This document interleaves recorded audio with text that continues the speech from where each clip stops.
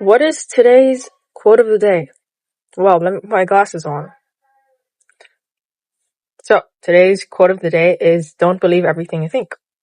Coming from this book. This is my all-time favorite book, and it basically goes over the fact that every thought that you have, every emotion that you feel, you do not have to claim it as your own.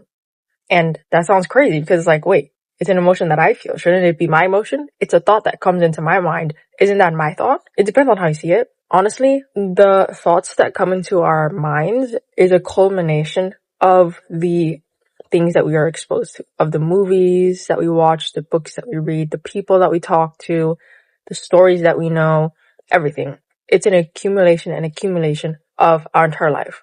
Okay? And so it doesn't mean that every single thought that you have is yours and you're the one that's actually thinking about it. What is yours is the things that you consciously decide to dwell upon. Now that might sound cryptic, so I just suggest you read this book. It means to not attach yourself to the thoughts that you have and to be detached from anything that comes into your mind. To control your mind and to be at peace with yourself, it does not come by trying to control every little thing that comes into your mind. That's impossible. And I've done that before. I've tried to do that before because that's how I thought that I would be able to get peace of mind within myself and be able to control my thoughts. That's not the case. And I've tried that for like an entire year, by the way. So no, it does not work. No matter what thought enters your mind, it doesn't mean that it's yours. If you think about driving, okay? If you drive, sometimes this thought comes into my mind. I don't know if it's the same for you, but this thought comes into my mind of like, whoa. Because I live in California, so I live near like cliffs, and right down the cliff is the ocean. And so when I'm driving by myself, I'm like, whoa, I could just end my life here and just drive past this cliff and die. Is that a thought that I actually want to think? No. But actually thinking about that thought, I came to the conclusion that those kinds of thoughts, number one, they're not mine. And number two, it's just like a product of the movies and the books that I've read. That's it. That's all there is to it. And so it doesn't mean that it's mine. It doesn't mean that because I thought that I was a bad person. Okay. And this is something that I had to learn the hard way.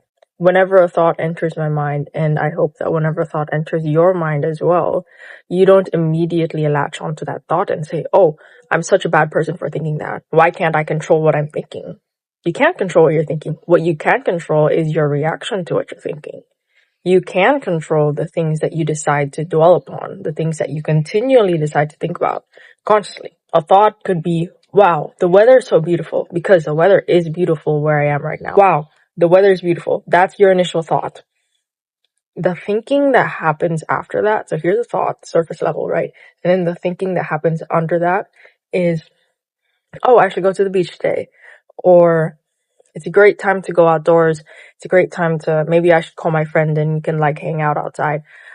That is thinking. That's me consciously thinking about the thought of, wow, the weather is beautiful today. Okay. You get what I mean? But if I say while I'm driving, oh, I can drive myself off a cliff and die right now. Me actually deciding to do that? No.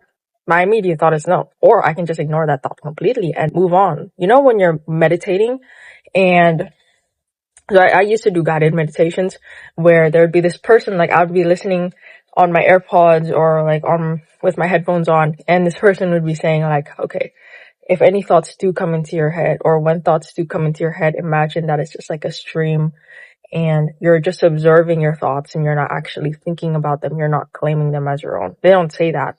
Like they don't actually say that, at least the ones that I've watched, but message is the same. Same thing that you do when you're meditating, same exact principle in real life.